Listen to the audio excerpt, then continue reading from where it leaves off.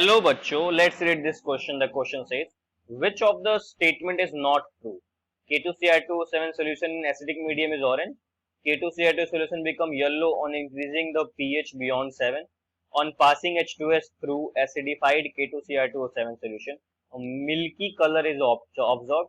Na2Cr2O7 is preferred over K2Cr2O7 in volumetric analysis. का जो की कॉन्सेप्ट है वो बस ये है कि हमको पता होना चाहिए K2Cr2O7 के बारे में प्रॉपरली।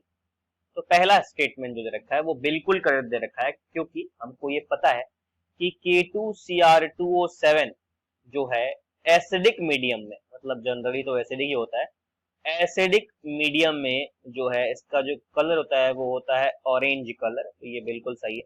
लेकिन इसका जो कलर होता है बेसिक मीडियम में, बेसिक मीडियम मतलब pH मोर देन 7, तो ये क्या होता है, येलो हो जाता है। तो इसी के हिसाब से सेकंड स्टेटमेंट भी क्या हो जाएगा, करेक्ट हो जाएगा।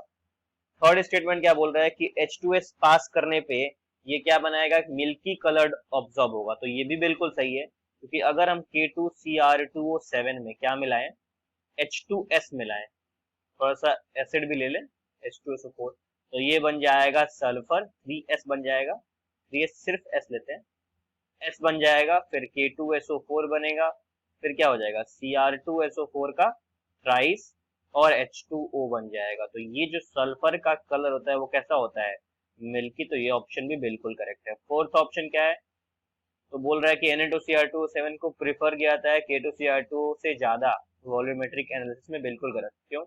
क्योंकि Na2Cr2O7 जो होता है वो होता है हाइग्रोस्कोपिक, और हाइग्रोस्कोपिक होने की वजह से, हाइग्रोस्कोपिक इसके वजह से इसका जो स्टैंडर्ड सॉल्यूशन है ये बनाना बहुत मुश्किल है।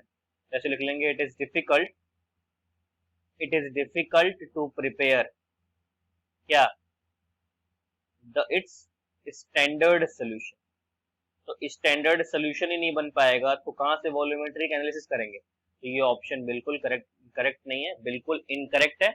यहाँ पे क्या होगा, फोर्थ ऑप्शन इस क्वेश्चन के लिए करेक्ट हो जाएगा। क्यों? क्योंकि इनकरेक्ट पूछा हुआ है, नॉट टू पूछा हुआ। ठीक है। I hope you got the answer. Thank you and best of luck.